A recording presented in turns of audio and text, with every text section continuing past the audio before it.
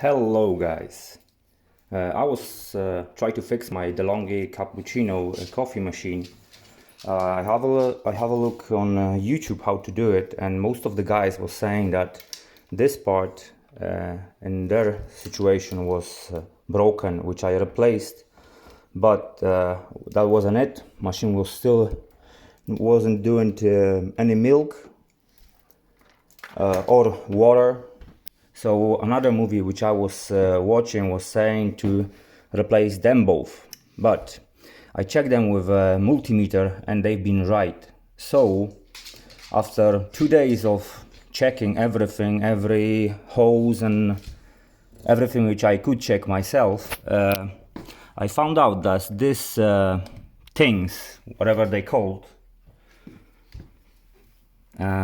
they give noises when you try to switch on hot milk, your milk frother, and this one was giving me like a click, and there is another one on the top which wasn't. So I just replaced the top one, and for what is that, 5301 valve. And now machine is perfectly working. So if you guys searching for parts, that's the one. They both the same, I think. No, they don't. The bottom one is 5330 and top one 5301.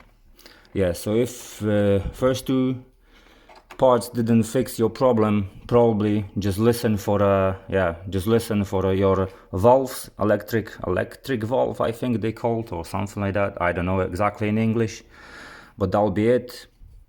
And I can show you how machine working in a second. Right, hopefully that's gonna work really, because I didn't check before.